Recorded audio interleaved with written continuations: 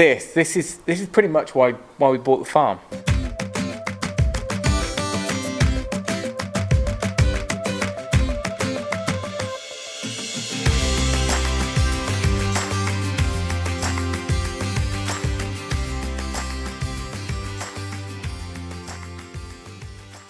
Right, finally, today's task is to get on to some of the prep needed for our glazing. We've got all of the glazing arriving in under 2 weeks, and the priority is for the sliding doors, which are actually being fitted by EcoHouse, the company.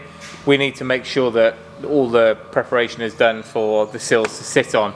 That means getting all threshold heights correct, because unlike other installations where you might have to put your screed or your finished floor afterwards, we've obviously got our finished floor, so we've had to cut our lines really square and straight, and we're trying to get the bottom kind of footing for our doors to sit on to be exactly the right height, so that our polished concrete finishes at the right height to the bottom of the window, or the door in this case.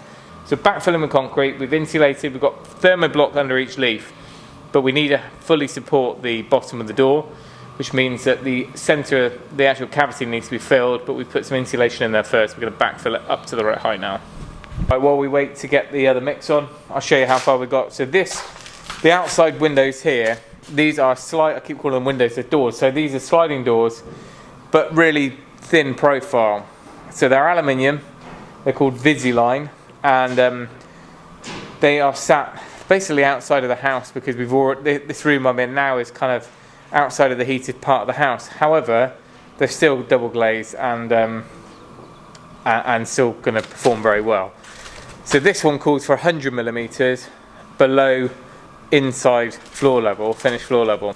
So what I did this morning is we went along with the track saw, so we've got a nice neat edge. So that means we can put our door right up tight against our internal floor finish, and we can get a nice sealant in there. I also, because of the way that this was power floated, it wasn't perfect all the way to the edge. Quite often when you're plastering or anything like that, you kind of scoop up a little bit, so there was a bit of a ramp up towards the edge, which there probably still is, but not as bad as it was. So I went along with just a grinder and a diamond sort of flat disc thing, and we just ground down. You can just start to see where a little bit of the quartz in the colour hardener is showing now, which is fine, and we'll then go across and polish. It just means that I've now almost finished that closest 10 mil, so it's going to be less risky when we come to finishing the floor.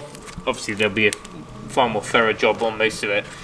So you've got a clean edge to go to, so it's 10mm, no it's not, so it's 100mm down from here to what our door is sat on, and there'll be a little bit of packing if we need to, but these are big heavy doors, so I'm going to float this really smooth. First thing I did was make up a bit of a jig out of some scrap, so that sat on our floor and it dropped in 100mm. That meant we could kind of screed along with that.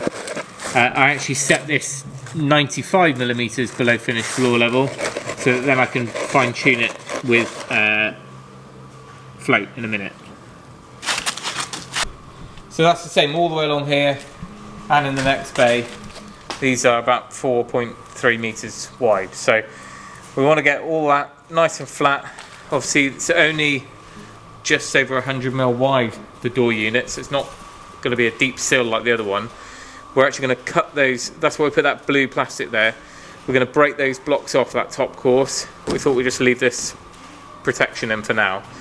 So we'll break that off, that'll leave a clean edge of the concrete, and then everything beyond where the stub of the sill, or it's not even a sill, but the bottom of the door is, then that's where we can put in eco drains and things like that in the future.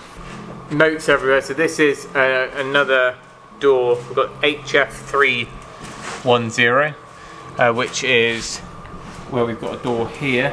So that's French doors, that's all going to be cleaned out, same sort of thing. Insulation's in there, that's going to be screwed up, but that's 30mm drop. And then back to this one. This big lift inside door is 45mm down on the internal side, but on the external side is 20mm lower, or 19mm lower. That's wrong. Why can't I do my maths? Is that 19? It is 19. 19mm lower. Whether or not that's true, we'll wait and see, but it doesn't matter. The priority is the inside being correct, because that's the bit that we'll see. The outside may be a little bit lower if needs be.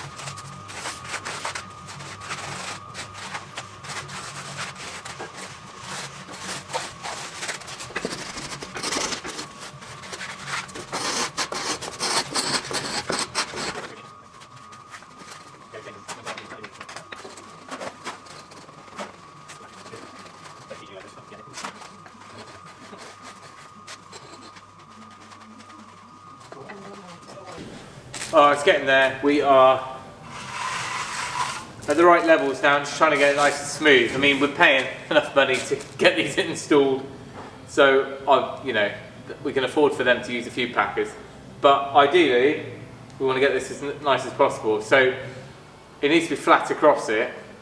That's the tricky bit, because you can't really, I haven't got a trowel that's the right width, so you end up troweling lengthways and it kind of forces a bit of a camber. But I've let it go off a little bit now, and it's a bit easier to get a nice flat finish.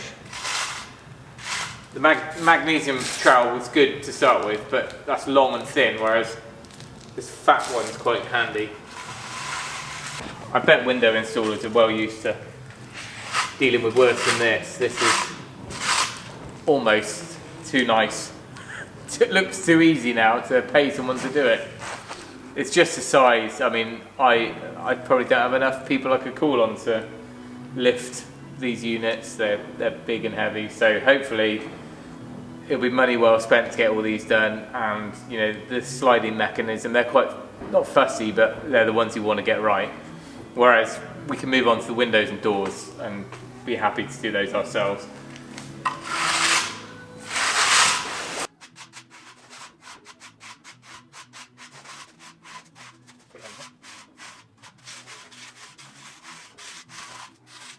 Okay, a bit of a dull and tedious job, but it's done now, and I think it's as accurate as it needs to be. You can see this is the only one that's stepped, so it's 45mm on this side and 25 that side, and we've just about got enough of our DPC there, or DPM that's coming up under the slab, and we'll bond it to both sides. We'll just have a run. I mean, these are both internal slabs and above DPM anyway, but they need a DPC to sit it on, so we'll seal that to both of those, and then it'll just run in there like a little tray. Because that's always internal, there's no drainage issues here. But those are the heights that if you were going for this lift and slide door, you can have what they call a what you call a flush threshold, but actually it does have a 20mm drop. But over that distance you wouldn't notice. I think if you were walking out through this door, you're not really going to notice. Whereas the one over here, it calls for 100mm drop, and then you can, there's drainage within that box underneath. You can then put your drain, eco drain or whatever outside that, and therefore have a pretty much flush threshold, both sides almost identical. This one here I've just finished up. We're level on the inside. It's going to go tight against the inside. It's only 85mm wide, this door, even though it's an external door. Now at 85mm, that means that we've messed up because we haven't got a nice, neat, accurate slot like over there where it's finished both sides. We're going to end up with this, I don't know what it would be, 120mm of concrete. Now we've left that 20mm lower than here, so I'm hoping that now we've got a nice neat cut on this side. I can put some polished concrete in there. We'll have a little accent cut, but I think that's the only way to do it without having some sort of trim or unnecessary sill.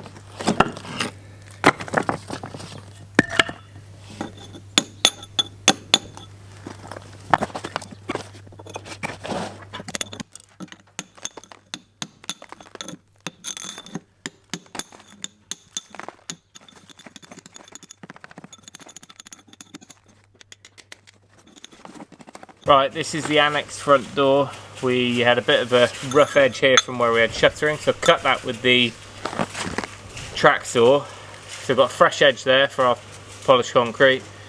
We're now going to insulate in here, a bit like yesterday, insulate in here, concrete up to here. We'll just ground that off a little bit lower than where we want the concrete so we can carry it over. But again, we'll have a stone sill or something that will sit under. Underneath the sill of the window, there's a 30mm block, which enables you to either fit an aluminium sill or, in our case, some paving underneath it. So on this cut edge, I set the saw to cut 35mm deep, which means, hopefully, once I clean that up, we've got a nice flat face to fit our door against. Remember, this is fully insulated, warm, dry, so our door can sit against there with a little gap. And we've got a nice sealant gap to seal between the floor and the door, and our concrete, or our backfill basically that supports the door, is going to be a fraction higher than this. Now there are different products to close off this cavity in a structural way. They're quite expensive. There's also ways of isolating that, like compact foam, but I think because we've got thermoblock under all this, and this doesn't really help us, we don't need it, so we're going to put some insulation back down into the cavity on some sand blinding, backfill with concrete, and then we know we're warm and dry. I hope. I think. Yeah, we are. In some respects we don't actually need the outer leaf at all in this door opening. But that's hindsight for you.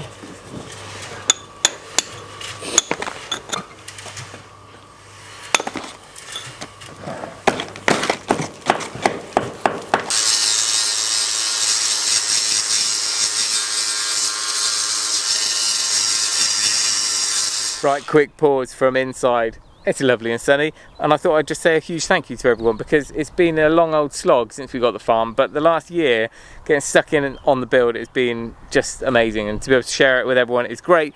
But we'd love to reach more people, so the more you can like the videos, make sure you're subscribed, share them, whatever it might be. It's much appreciated, because it's great for this sort of information and experiences to be shared with other people, and they might learn something, they might learn what not to do. But I know that we're inspired a lot by other people's content and what people are up to, so more sharing the better. Right, back on with taping. Right, we're going to make a start on some of the taping. We've obviously done all the flat board joins, which are the easy ones, but then when you've got corners, they need a little bit more kind of work to get right. So I've ordered some wider 100mm tape. That's going to be easy enough on the external corners, but on the internal corners it's a little tricky to kind of fold this stuff, especially because it's so sticky, so I've got a different tape for that. I'll show you that in a second. Let's get these ones done first.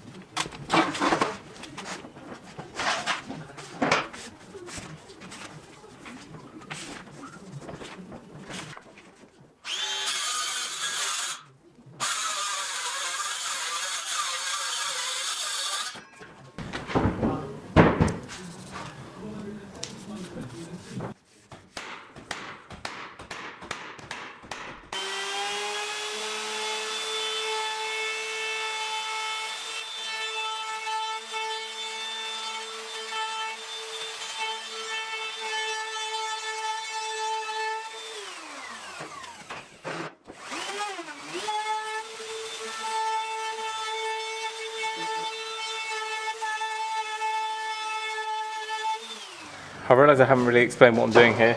Some of you will know, but some of you might not, so I'll just do that. Basically, the router is just getting us a really flush finish around the outside. We could have achieved that by really precise measuring, really precise cutting, and hoping it all marries up perfectly on the corner. But actually we can just run them a little bit long, or in fact just leave whole sheets and then cut out afterwards. Providing we've got our lining, even the reveal is exactly where we want it, this bit will reference that and cut everything flush to it. Hence why it's called a flush trim bit, which I've decided to use a really big router with its base plate on. But you can see there's a bearing, and that rolls along, the inside surface, and then the two blades of the cutter will trim everything flush to it. So the bearing ends up flush with the blade, and that's how you achieve it the same all the way around. Now, this is really clumsy router, so you can't get all the way to the bottom, so I might come back with the smaller router, which is far less powerful, but it means I can get really close to the bottom. And we do end up with a bit of a radius on the corner, because obviously it's a round bit, but that doesn't matter. I'll probably just leave that. You could chisel it out if you wanted to, but we've got to batten off all of this, and then there'll be all of our plasterboard going in afterwards.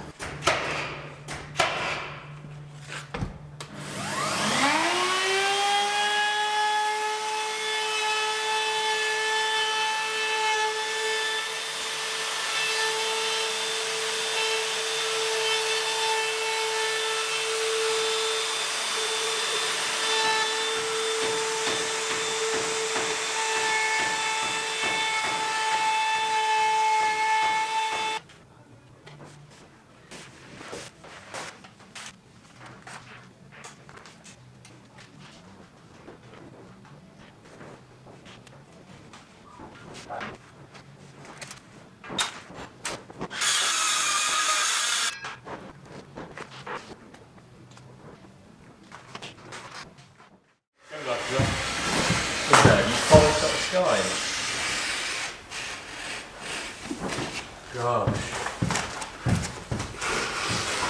Oh, we're going to get home now. That would have been a good video. It's rolling behind you. Oh, is it? Of course it is. Don't doubt me.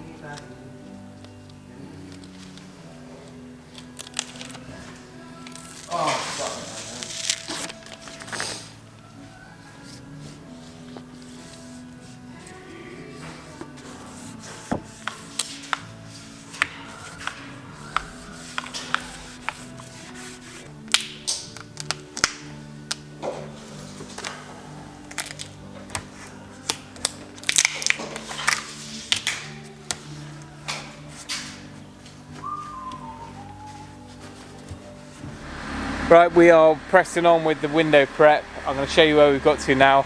We've got about 20 minutes before our pre-installation survey, which is when they're going to come along, just make sure things like the openings, but also access, unloading, space, things like that. I think we're okay on most of those fronts. We're going to move all of this before next Monday, but let me show you how we got on with the taping and kind of some of the bits we've had to fudge. Well, not fudge, but make work ready for these doors. So you might notice something's a little bit different. We used to have that green OSB lining the top here on the underside of the lintel. That turned out just to be too tight, and there was no point in waiting for them to tell us that. We knew that. So what we're going to do is leave it just as glulam, but I'm going to run some tape, airtight tape on that corner now anyway, and along the first 100mm. That just means that essentially we've got something airtight to tape the frame of the door to. And it's as good as the OSB would have been anyway. So that's solved that problem. Not too much to worry about over here at the moment. We're happy with the size of the openings. We've got a tape up here in the same way, just so that everything is all ready to seal against with the window. And the sill, we're going to mess around with that threshold probably midweek. It looks like it's going to be a dry week. We'll take all the sheeting down, knock out the bonus block that we don't need anymore, and just dress that sill. So we've got a bit of a flashing pan, whatever you want to call it, underneath where the sill's going to sit down. Then we can deal with everything drainage wise in the future.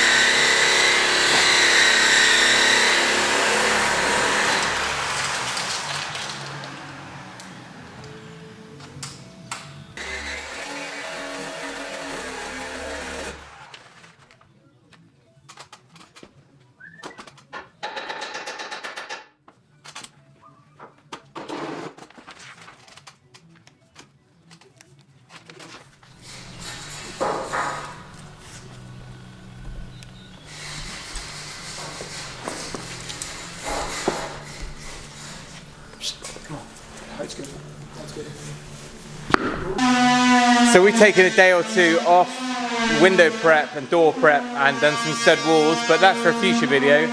Today, this is our last day really to get the last bit of prep done. So, time to open her up.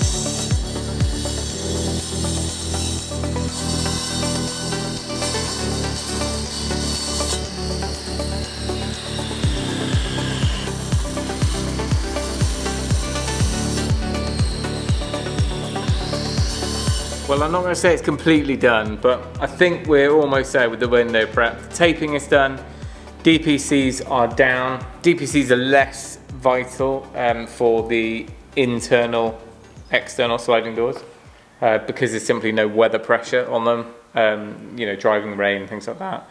However, they're taped to the DPM, it's all good.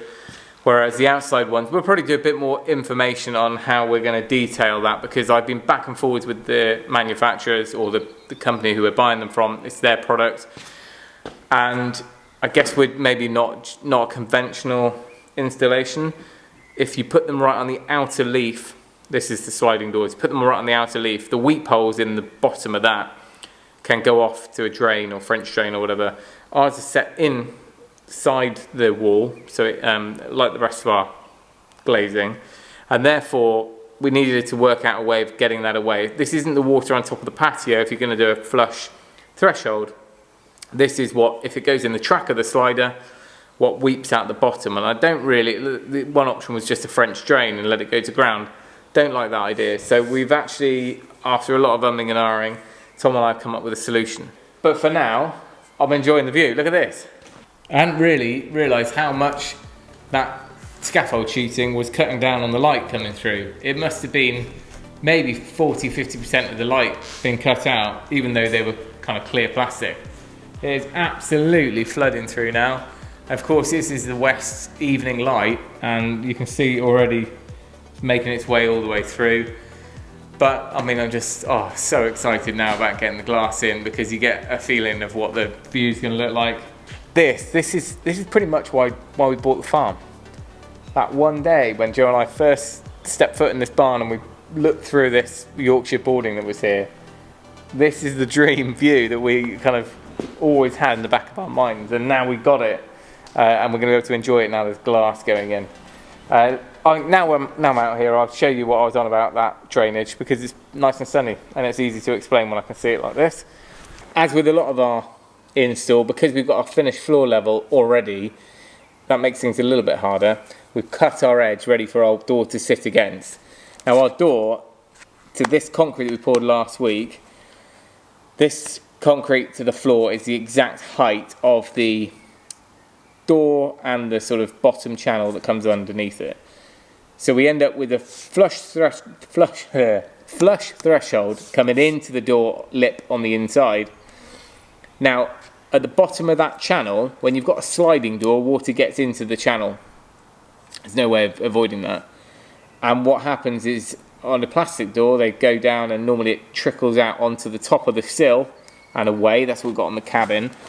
This one, because we're not having a sill, because we're going for pretty much a flush threshold, the bottom channel drain underneath the door has these weep holes. And those drainage holes just basically spill out of the side. Now, if you've got your door set right on the outside skin of the building, then really, as long as you're kind of flush down the front edge of the blockwork or brickwork, that can almost just drip off, and it goes into you know, just a French drain along the outside, and that wouldn't be so much of a problem. Our doors are right back here, which is thermally far more efficient because they're in line with the insulation, and we've already got our edge. We could have brought this through, we didn't. So our door's here, therefore our water is going to come out of those drainage holes, and currently it's going to have, I think, about 60 mil of concrete to run across, and that's okay. We're going to chamfer this down. I've got a big grinding disc, which is going to be a dusty job, but I'll do it before the windows arrive, the doors arrive. We're going to flash tape with some fancy tape onto the window below the drainage holes. That means that the water can exit the drainage holes, fall across here, and we're going to fold that drainage tape, that flashing tape, into an eco drain. We'll put the grate back in, we'll put geotextile membrane over the top, and then that allows us to lay our bedding mix for our patio on top of that all the way across, and there's no interruption as long as the water can get out of the drainage holes. We'll have to have a bit of pea gravel for it to flow through. Now the sun came out, so we had to make the most of that, of course. We started digging more holes. We've been working on the drainage this afternoon, so we've got the 110 mil drainage that's going to come out of the building on the north wall. It goes round and then has the fall all the way across to where the sewage treatment plant is. We've also gone and upgraded the rainwater to 160 mil pipe, and we're going to lay that's going in the same trench. So that's taking the 2 down pipes from the roof, and we'll do the same on the other side when we get to that side. So we just wanted to do that, which means I can refill that trench and get that lawn back level and reseeded, and then it just will look nicer as we're carrying on with the build. You can see at the moment it's quite a step down, so we do have to bring this level up considerably, but there's some oak framing to go in, and of course all the brickwork, the footings and everything have got to come up. Sorry, the footings there, but the block work and then bricks above. So here you go, this is our nice neat trench. Oh, there you go. So we're falling, we're about 1.4 metres below over there to get the right fall. That works really nicely with the existing drains that we're tying into down there. We just need to put in an inspection chamber. And look, the grass is growing. That is even more exciting. It's coming. Next week, it's all about the glass and coincidentally, lambing. We've got 25 ewes lambing from the same day as the glazing arriving. So fingers crossed, things don't clash. Because I'd much rather be here getting stuff fitted and learning from, well, we're meant to be doing a training day on that, than sticking my arms up a sheep, but you know, needs must. If you've enjoyed this video, make sure you give us a thumbs up because it definitely helps, so I'm told, and make sure you subscribe because once those windows go in, it ramps everything up again and we're kind of on to the next phase, which is good.